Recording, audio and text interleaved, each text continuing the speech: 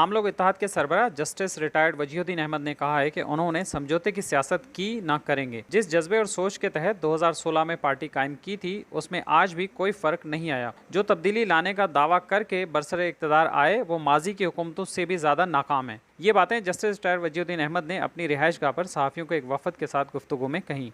वक्त के साथ साथ तो सर्दी भी आती है, बुढ़ापा भी आता है, लेकिन इतना मैं ज़रूर कहूँगा कि कई मर्तबा जब आपको रेजिस्टेंस मिलती है, वो क्या कहते हैं कि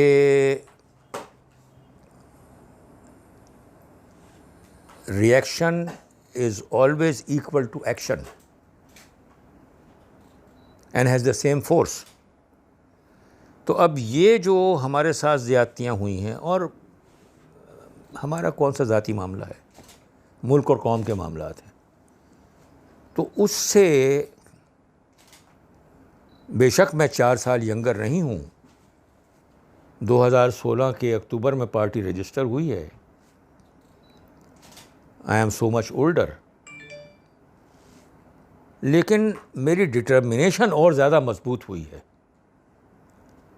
और मैं इस नतीजे पे पहुंचा और यही सोच कर के मैं अलग हुआ कि अगर हम यंगर ब्लड ले आएंगे और उनकी काबिशों से इस्तिफ़ादा करेंगे तो ग़ालिबन हमारी मशावरत ज़्यादा इफ़ेक्टिव हो सकती है। तो डिटर्मिनेशन तो बड़ी है, हिम्मत भी अल्हम्दुलिल्लाह बड़ी है, लेकिन क़ुव्वत यकीनन वो नहीं है जो 4 साल पहले थी। उन्होंने कहा कि रजिस्ट्रेशन के मसाइल समेत तमाम रुकावटों के बावजूद 4 बरस में उनकी पार्टी बहुत आगे बढ़ी है। हम तो अल्हम्दुलिल्लाह 2016 से बचे हुए हैं, इतनी मुश्किलात के बावजूद बचे हुए हैं। और ये चीज़ देखने की होती है कि पॉलिटिकल पार्टी में या पॉलिटिकल ग्रुप में कितनी ग्रिट है, वो इस बात से देखी जाती है कि कितने अरसे खड़े रहे हैं, कितने मजबूत हैं, कहीं कंप्रोमाइज़ तो नहीं किया है, कंप्रोमाइज़ करके उसूल तो नहीं बेचे हैं। अल्हम्दुलिल्लाह इनमें से हमने कुछ नहीं किया। जस्टिस रिटायर्ड वजीहुद्दीन अहमद ने कहा कि पाकिस्तान का अलमिया है कि यहाँ कोई लीडर अपनी उजारादारी का खात्मा नहीं चाहता और नई लीडरशिप सामने नहीं आती। ताहम उन्होंने इस सिलसिले में चीन के मॉडल को फॉलो किया है, जहाँ 15-20 साल बाद क़यादत खुद ही नई लीडरशिप के लिए रास्ता छोड़ देती है।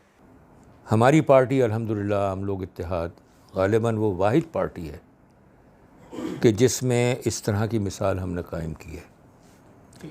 मुल्कों में वाहिद मुल्क चीन है कि जहाँ पर जिस वक्त के लीडरशिप एक ख़ास एज से तजावुज़ कर जाती है तो वो अपने आप छोड़ देते हैं और वो आगे उनको लेकर के आते हैं कि जिन्होंने 10-15 साल जिनके बाकी हों और जो वो काम करते हैं वो पीछे बैठ कर के मशावरत करते हैं। तो ये जो हमने उसूल पकड़ा है, अनफॉर्चुनेट बात यह है कि तारीख़ इस्लाम से नहीं पकड़ा बल्कि हमने चीनियों से पकड़ा है। और बात वही है जो हुज़ूर सल्लल्लाहु अलैहि वसल्लम ने फरमाई थी कि इल्म के लिए अगर आपको चीन भी जाना पड़े तो आप उसमें भी तगाफुल ना करें। उन्होंने आलमी ताकतों के मुल्क में अमल दखल पर इज़हार ख्याल करते हुए कहा कि जब से हुकूमत ने भारतीय जासूस कलभूषण पर नवाजिशात शुरू की हैं, भारत दियामीर भाषा डैम पर एतराज़ नहीं कर रहा है। उनकी डोरियां कहीं और से हिल रही हैं। अब इस्टेब्लिशमेंट का झुकाव चीन और रूस की तरफ हो गया है। यहाँ गैर मुल्की कुव्वतों के मफादात हैं। रूस और चीन का सर्वाइवल पाकिस्तान के साथ जुड़ा हुआ है। ये कुव्वत अगर अपना रोल प्ले कर जाए तो हमारे हालात ठीक हो सकते हैं। उन्होंने मजीद कहा कि आलमी मालियाती इदारे जिस अंदाज से PTI हुकूमत को सपोर्ट कर रहे हैं उससे लगता है कि 2-2.5 साल में हुकूमत कम अज़ कम मुआशी सूरत हाल को मुस्तहकम करने में कामयाब हो जाएगी और कौमी हुकूमत के क़याम का मनसूबा पाए तकमील तक ना पहुँच सका तो मुमकिन है ये हुकूमत अपनी 5 साल मुद्दत पूरी कर ले। बड़े जलसे और उसमें अवाम की भरपूर शिरकत के बारे में उन्होंने बताया कि उन्होंने PTI के 3 जलसों से खिताब किया था। उन्हें ऐसा लगा जैसे मुर्दा लोगों से खिताब कर रहे हों। आप मेरी बात का यकीन कीजिएगा कि वो जो लाखों आदमी साथ बैठे होते हैं उन्हें सिवाय झंडा हिलाने के और नारे मारने के उसके अलावा उन्हें कुछ पता नहीं होता कि बात क्या हो रही है। उनके जहन टोटली ब्लैंक होते हैं, होते ही नहीं हैं। और मैं ये 3 जलसे जो मैंने एड्रेस किए हैं तो मैं इस नतीजे पे पहुंचा कि मैं मुर्दा डेड ऑडियंस को एड्रेस कर रहा हूं। ये इस तरह की ऑडियंस होती है जिसको हमारे टीवी वाले जो हैं घंटों चलाते हैं, उन्हें कुछ पता नहीं होता क्या हो रहा है, उन्हें कोई आइडिया नहीं होता क्या बात हो रही है। बस उनका काम ये है घंटा झंडे हिलाना, बस उनका काम ये है नारे मारना, उन्हें कुछ नहीं पता होता किन जलसों की बातें कर रहे हैं। ऐसे जलसे तो बहुत सारे मुखय्यर हज़रात पाकिस्तान में हैं, उनके दर पे दस्तक लेंगे तो ऐसे तो हम 50 जलसे कर देंगे, उससे कुछ नहीं होता।